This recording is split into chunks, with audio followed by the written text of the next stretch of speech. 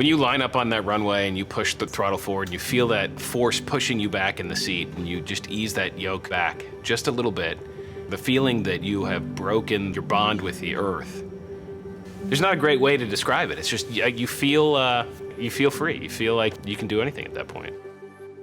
Right after we started Redbird, I was walking through one of the hangars at an air show, and I saw these guys with a tent in their booth space, and I remember stopping and just sort of asking them what it's all about. And I remember thinking immediately then, like, that's the kind of flying I want to do. That's interesting to me. 2 decades ago, I think it was 6 or 7 men from Montana were sitting around a campfire. They had flown into, I don't know exactly what strip it was, somewhere in North Montana in the mountains. They were having a beer and said, you know, this is a really cool place. How do we keep this around?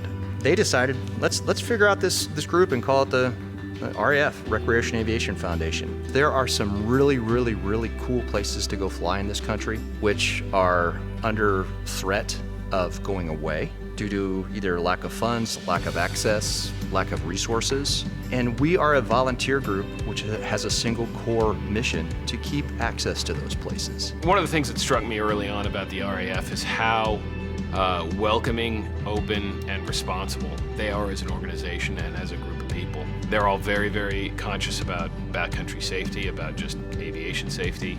Really, the mission of the RAF to open and preserve these kind of cool places to fly is really born out of their love for aviation. One of the fundamental things that I've found about the RAF is the people. It's not about, hey, look at me, I'm so cool in the backcountry. It's, hey, let's go fly. Let's do it safely. Let's go to some of these really, really cool places that we want to preserve. We have relationships with the Nature Conservancy, the United States Forest Service, BLM. We're doing a project at Moose Creek, which is one of the premier strips in the Frank Church Wilderness area, that the Forest Service asked us if you guys would like to build a fence. The nearest road's 30 miles away. You fly in and you can't use power tools.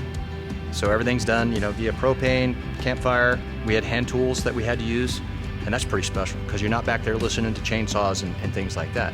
The occasional airplane, rafters, hikers and things, they're special places, so it's important to preserve that access. Backcountry flying can be kind of intimidating. Even the word is somewhat intimidating. There are areas and there are strips that are very, very technical and very, very challenging. But when we're talking about recreational flying and backcountry flying, it doesn't have to be the 400-foot strip on the side of a mountain somewhere. It could be someplace like Triple Tree out in South Carolina. I think it's like 7,000-foot grass strip, perfectly maintained, just beautiful area. One of our premier strips, North Fox Island, it is a 3,000-foot pristine grass strip cut out of 100-foot tall trees on an island. There's no cell coverage, and you get there and you look up at the stars and go, wow, this is a really, really cool place. I think at least for me, getting into it seemed daunting. We spend all of our time learning and training to fly with a very specific mission. So we're taking off from this flight school, this FBO, this thing, we're gonna go land on these runways, we're gonna come back and we're gonna do this. There are aspects of that kind of flying and flying in those areas that are not generally touched on in most flight training courses. What are the things I don't know that I don't know yet? If I'm gonna go into this strip and there is no weather, there is no ATIS, maybe there's a windsock, maybe there's not, how do I read the wind? How do I decide which way I'm gonna land? There's all kinds of tribal knowledge, there's all kinds of wisdom out there. If you don't know somebody who's doing it, it's really tough to kind of find those materials and find it from a trusted source.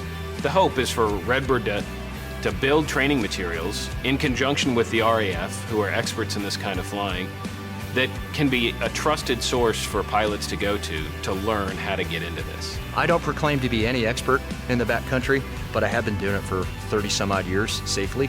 And the core content that I think we can work on is planning what to pack, backcountry etiquette, but that's the big thing here is the synergies between RAF and Redbird to create that content, which is for the average user, for someone who's never been. Imagine getting into an airplane, throwing your camping gear in the back, landing in a field, and meeting other aviators out there who are also out there to enjoy nature. You pitch your tent and you go kayak on a river nearby, stay there for a couple days and you fly out. My hope is that what we're doing will inspire seasoned aviators and future aviators to get out and enjoy backcountry and recreational flying.